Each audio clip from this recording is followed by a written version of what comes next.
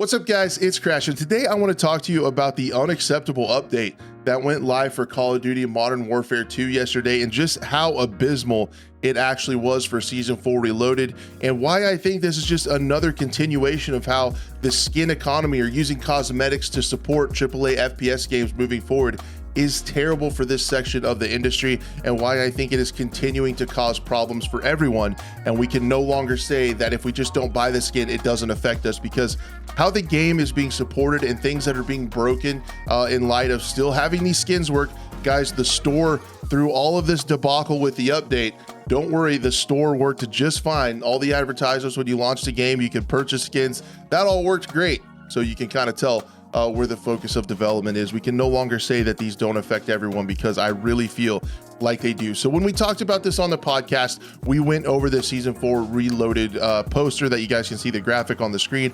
And I would argue that somewhere around like 80% of this is all about cosmetics. We gave them a little bit of a pass for this being light on playable content because it's only 20 days until the next season, because you only have one shotgun, one map that is a sectioned off part of the already available Resurgence map, and then you have the stuff going along with the boys crossover with Black Noir, Homelander, Starlight, all those new skins and stuff that you can get. So this is just really bad, and you guys can see that the center of this, no longer did we used to see, you know, when we'd see map packs and things around playable content.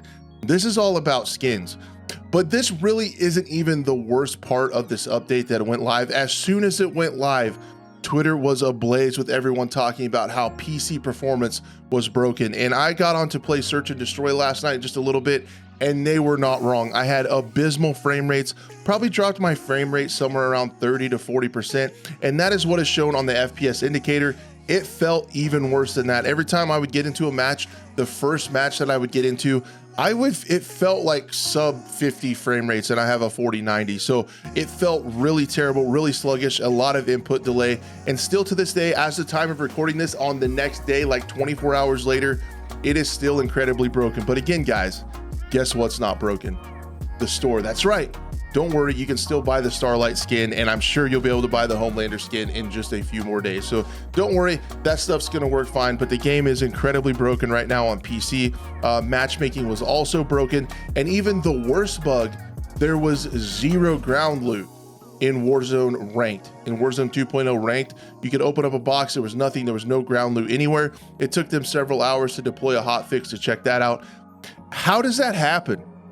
Like, can someone in the comments explain to me how you can do an update for a game? There's no way they play tested that. There's no way that they loaded that onto a machine and played it, and they had sub 50 frame rates on a PC, and we're like, this is good to go. There's no way they tested Ranked 2.0 and got into a Warzone match and there was no ground loot, and someone said, okay, ship it, it's fine, they don't need ground loot. How does there is obviously 100% unequivocally zero play testing going on. Those are blatant issues that everyone saw and everyone figured out. But guys, we got the skins, so don't worry. I guess you're starting to see my point of how I think this is just so crazy, and it feels like it was rushed out because there's only 20 days left until the next season is scheduled to go live, but they needed to, you know, they made this deal with Amazon to cross promote the boys, and the game suffered incredibly severely because of this.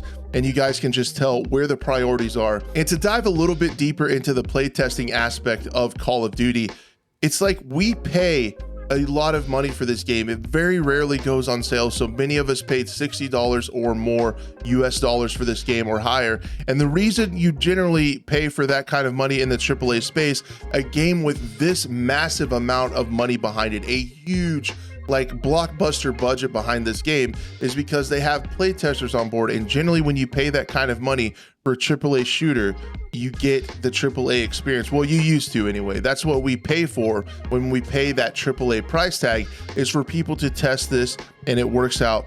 In this case, I really feel like the players were the actual playtesters. We were the playtesters to download it. Now they have on their Trello board all the issues, all the PC issues. They did fix the loot bug a little bit later with an update. The performance issues are an ongoing fix, but it's just like, why do we pay this amount of money if you're not going to play test the game and we are the actual play testers? Maybe you guys could cut us back a little bit of a percentage of that. Maybe make this cost as much as an indie game, because that is exactly what the update felt like. So maybe we'll get a partial refund on our game.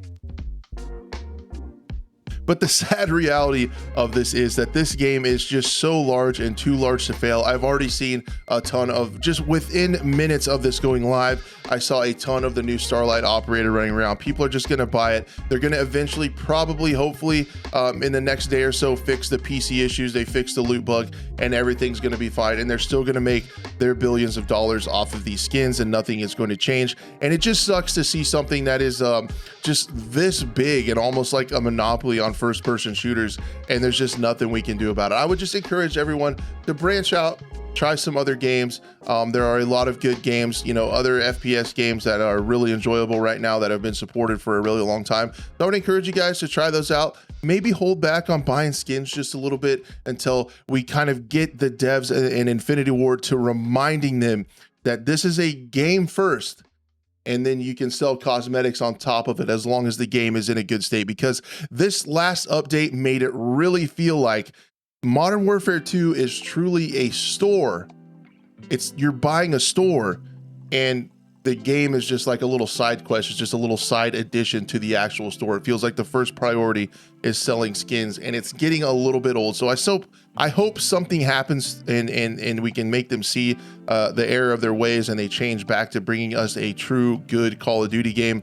I really doubt that's going to happen, guys. They make so much money off this. No matter what they do, it seems like people get their credit cards out and just keep purchasing this stuff. So I really don't think there's an end in sight for this.